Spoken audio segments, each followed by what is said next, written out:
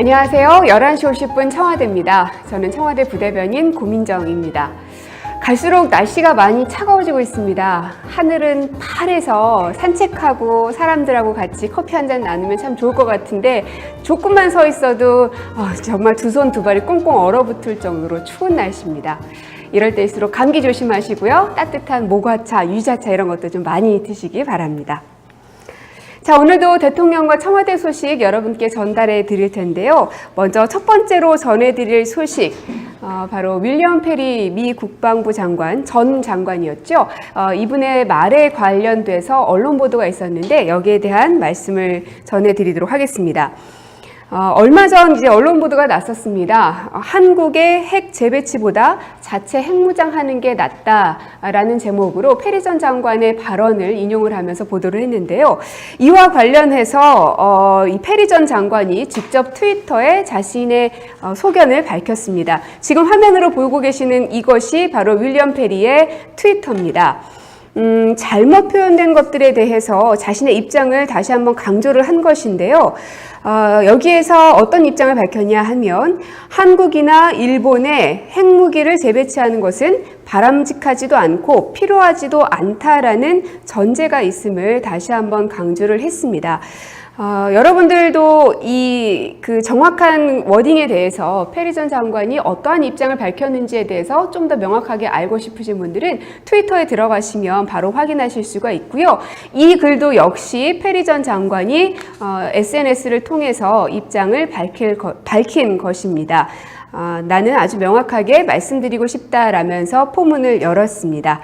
페리의 트위터를 직접 확인해 보시기 바랍니다.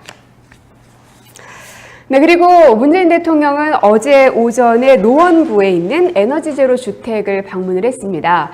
제가 숨을 헐떡헐떡거리면서 겨우 도착해서 여러분께 이 청와대 소식을 전달을 해드렸는데 저를 그렇게 숨차게 만들었던 것이 바로 이 노원에 있는 에너지제로 주택 현장이었습니다. 바로 그 주택에 입주하게 되는 그 입주민들과 함께 사진을 찍고 있는 모습인데요. 지금 0을 표시한 겁니다. 그야말로 에너지를 제로로 만들겠다는 의지를 나타낸 것인데요. 121세대의 공동주택이고요. 이것은 국내 최초입니다. 5대 에너지에서 화석연료 사용이 제로인 주거 모델을 만든 것인데 5대 에너지라고 하면 난방이나 냉방, 급탕, 조명, 환기 이런 것들을 말합니다. 어떻게 에너지를 제로로 만드는 것인가 하면 일단 설계 기술을 고도화해서 에너지의 74%를 절감을 하는데요. 구체적인 사안들을 보면 내 외부의 단열을 강화하는데 곰팡이와 결로가 없게 하기 위해서 그 콘크리트 바깥쪽에 단열재를 썼다고 하고요. 또 3종 유리를 만들므로 인해서 열이 바깥으로 손실되는 것 줄였고요. 그리고 외부 블라인드를 쳤는데요. 그것은 굉장히 제가 가보니까 햇빛이 참 많이 들더라고요. 조금 전에 보신 화면에서도 햇빛이 많이 들고 있는 모습을 볼 수가 있는데 여름에는 그러면 좀 더울 수 있잖아요. 그래서 걱정을 했더니 바깥에 그 외부 블라인드가 아주 철저하게 빛을 차단해서 여름철에는 뜨거운 태양열이 들어오지 않도록 그렇게 막아놨습니다. 그리고 이렇게 그 난방과 열기의 손실을 최소화하기 위해서 이런 장치들을 하다 보면 환기가 좀 걱정이 되잖아요. 답답하진 않을까 이런 걱정도 되고요. 그래서 여쭤봤더니 단열로 인한 환기 문제 또 미세먼지 이런 것들을 해결하기 위해서 열회수형 환기 장치가 돼 있습니다. 그래서 방마다 다 이 환기 장치가 되어 있어서 문을 굳이 열어서 환기를 시키지 않아도 저절로 이 공기 순환이 될 수 있는 장치가 되어 있었습니다. 그리고 또 33%의 에너지는 신재생 에너지를 활용을 하는데요. 이 건축물에 부착된 태양 전지판을 이용해서 태양열을 쓰고요. 그리고 지열을 활용해서 자체 생산하는 게 33%에 이릅니다. 이 거주 세대는 한국 평균 주택 대비해서 연간 약 97만 원의 비용 절감 효과가 있습니다. 다만 세대당 사용하는 취사나 혹은 가전제품 혹은 공용전기 뭐 이런 것들에 해당하는 전기세는 한 월 27,000원 정도가 지불이 된다고 하는데요. 그래도 굉장히 많은 수치가 제로에 가깝게끔 내려갔다는 게 아주 획기적이고, 무엇보다 반가운 소식은요. 100% 우리나라 설계 기술이라고 합니다. 그리고 98.3% 거의 뭐 100%에 가깝죠. 이 수치가 대한민국 자재들로 완공이 됐습니다. 그리고 이 주택단지는 국토부 R&D 사업에 서울시, 노원구 그리고 명지대 컨소시엄이 참여해서 설계와 건축을 담당을 했는데요. 그야말로 정부와 지자체가 함께 힘을 모아서 에너지 전환에 적극 참여하는 그런 장을 마련했다는 데 의미가 있겠습니다.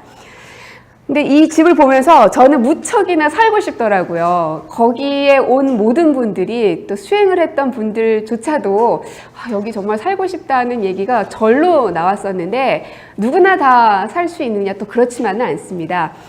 일단 현재 그 입주민들로 구성되어 있는 분들을 보시면 지금 보시고 있는 이분들이 입주하고 있는 한 세대를 방문한 사진인데요. 신혼부부가 100세대가 들어가게 돼 있습니다. 그래서 지금 대통령의 우리가 보기에 오른쪽에 있는 분이 이 집의 이제 아빠 되시고요. 저 아기는 대통령께서 취임하던 날 5월 10일 날 태어난 아기입니다. 그래서 저 아기가 태어난 날짜만큼 대통령의 임기도 그만큼 흘러왔다는 것도 되는데요.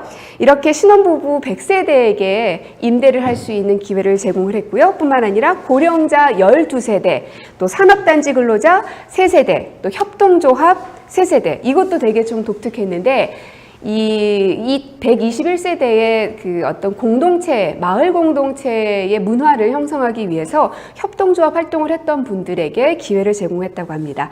그리고 또 앞으로 이 집을 제대로 운영하기 위해서 환경 전문가들, 연구 모니터링을 할 수 있는 분들을 2세대에 입주할 수 있게 했고요. 또 게스트하우스가 한 세대 있다고 하니까 한번 경험해보고 싶으신 분들은 당장에 입주는 못하더라도 이 게스트하우스를 이용하시면 한 번쯤은 체험해보실 수 있지 않을까 생각이 듭니다. 얼마 전 국토부에서 주거복지 로드맵이라는 것을 발표를 했는데요. 이런 혁신적인 임대주택이 잇따라서 공급될 예정인 것을 다시 한번 밝혔습니다. 결혼한 지 7년 이내의 신혼부부에게는 임대주택 20만 호를 공급을 하고요. 그리고 저소득층, 취약계층을 위해서도 41만 호, 그리고 고령층에 대해서도 5만 호가 각각 공급될 계획입니다. 아까 보셨던 그 아기 있죠? 그 신혼부부가 살았던 그 집의 아기가 그 전에 한 30년 정도 된 집에 살다 보니 매일같이 감기를 달고 살았다고 합니다. 바로 이 아기인데, 근데 여기에 이사 오고 나서는 아무런 문제 없이 감기 한번 안 걸리고 괜찮다고 해요. 그리고 난방시설을 굳이 돌리지 않아도 낮에는 햇빛이 많이 들어와서 아기가 살기에도 너무 쾌적하다면서 이 신혼부부께서 아주 만족도가 높다는 얘기를 해주셨는데, 어제 문재인 대통령의 이런 행보를 통해서 정부의 에너지 전환 정책에 대한 강한 의지, 그리고 주거복지에 대한 강한 의지를 다시 한번 확인할 수 있었던 그런 자리였습니다. 아쉽게도 저는 결혼한 지 너무 오래돼서 살 수는 없을 것 같네요. 자, 그리고 정부에서 오늘 공공기관 채용비리 전수조사 결과를 발표했습니다. 기획재정부는 오늘 공공기관 채용비리 전수조사 점검 결과를 발표했는데요. 10월 16일부터 지난달 30일까지 실시를 했습니다. 점검 결과 총 2,234건이 적발이 됐습니다. 상당수는 채용 절차상의 흠결이거나 아니면 제도적으로 보완할 사안들이 많았는데 143건에 대해서는 관련자에 대한 문책과 징계를 요구하고 또 23건은 수사 의뢰를 조치할 예정입니다. 이번 특별점검이 공공기관 채용 비리를 끊는 출발점이 될 수 있도록 노력할 것입니다. 네, 그리고 그 대통령께서 일정을 다니다 보면 사진을 찍는 일들이 참 많습니다. 그러면 내 핸드폰에 저 사진이 담겨야 되는데 하면서 너도 나도 할 것 없이 핸드폰을 막 거의 던지세요. 한 장 찍어달라고. 그런데 그러지 않으셔도 여러분들과 대통령께서 함께 찍은 사진들을 홈페이지에서 확인할 수가 있는데 바로 그게 어디냐? 청와대 홈페이지 안에 있는 효자동 사진관입니다. 바로 지금 여러분이 보고 계신 이러한 장면들인데요. 이것은 여러분들 누구나 들어오셔서 내 얼굴이 있거나 혹은 내 얼굴은 없지만 내가 꼭 소장하고 싶은 사진이 있으면 여러분들이 직접 인화를 하실 수가 있는 겁니다. 제가 왜 이걸 굳이 소개를 해드리냐 하면 문화체육관광부와 한국문화정보원이 주관하는 공공저작물 개방 우수기관에 바로 이 효자동 사진관이 선정이 됐기 때문입니다. 공공저작물 개방이라고 하면 좀 말이 어려운가요? 확 와닿지 않죠. 어떤 거냐면 공공기관이 보유한 저작물에 대해서 개별적 허락 없이 누구나 자유롭게 이용할 수 있도록 하는 정책을 말합니다. 이 효자동 사진관이 바로 여기에 딱 부합하기 때문에 수상을 할 수 있었던 것인데요. 시민과 대통령의 사진을 적극적으로 공개하고 또 자유롭게 다운받을 수 있도록 한 점에서 높은 점수를 받았다고 합니다. 네티즌들 사이에서는 이미 소속사 사진이라고 호평을 받고 있습니다. 그래서 하루 평균 3,000명 이상 되시는 분들이 접속을 하고 있다고 하는데요. 혹시 어딘가에서 대통령과 함께 사진을 찍으셨다, 혹은 대통령이 오신 곳에서 나도 있었다 하신 분들은 꼭 한번 이 효자동 사진관에 방문하셔서 확인해 보시기 바랍니다. 자, 그리고 이번 주 일요일 어떤 약속 있으신가요? 청와대 사랑채에서 기획전시가 있습니다. 지금 제가 방송을 하고 있는 이곳도 청와대 사랑채에 있는 한 공간인데요.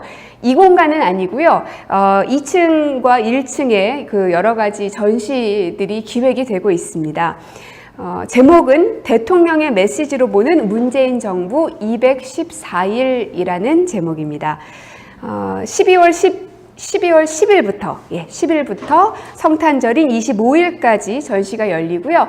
누구나 무료로 관람하실 수가 있습니다. 지난 5월 취임한 이후 대통령의 정책 행보 현장들을 생생하게 담은 사진과 메시지들을 전시할 예정인데요. 대통령이 아덱스에 참석해서 입었던 항공 점퍼, 그리고 4차 산업혁명위원회 출범식에서 대화를 함께 나눴었던 그 뽀로로 로봇 기억하십니까? 이름이 뽀로봇이거든요. 이 뽀로봇의 실물도 전시될 예정이니까 오셔가지고 아이들과 함께 구경하시는 것도 좋을 것 같습니다. 특히나 일요일 오전 10시부터 한 6시간 동안에는 세계적인 아티스트 김정기 작가의 라이브 드로잉쇼가 진행됩니다. 화면으로 보고 계시는 바로 이런 작품을 하셨던 작가이신데요. 문재인 정부의 상징적인 장면을 한 폭의 그림으로 이날 구현할 예정입니다. 과연 어떤 작품이 나올지 저희도 무척이나 기대가 되는데요. 현장에 오셔서 직접 확인하셔도 좋고요. 아니면 김정기 작가의 페이스북을 통해서 라이브로도 볼 수 있으니까 꼭 한번 지켜봐 주시면 고맙겠습니다. 문재인 정부가 시작된 지 214일이라는 제목으로 여러분께 보내드리고 있는데, 이 214일은 문재인 대통령만의 214일은 아닐 것입니다. 아마 새롭게 세상이 열린, 그리고 여러분들이 직접 만든 그 세상을 보실 수 있는 자리입니다.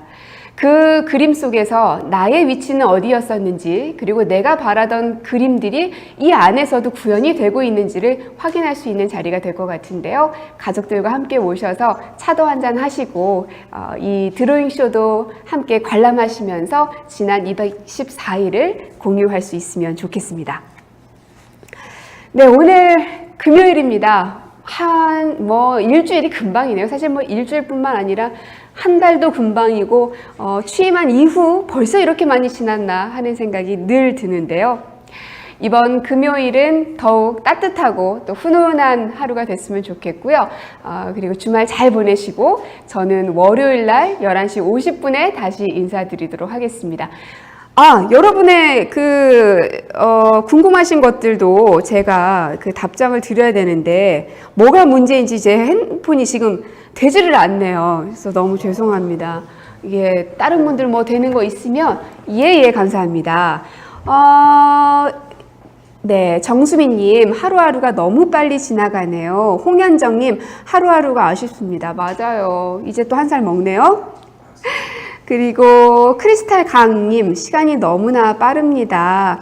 또 용준조님, 기대되는 작품입니다.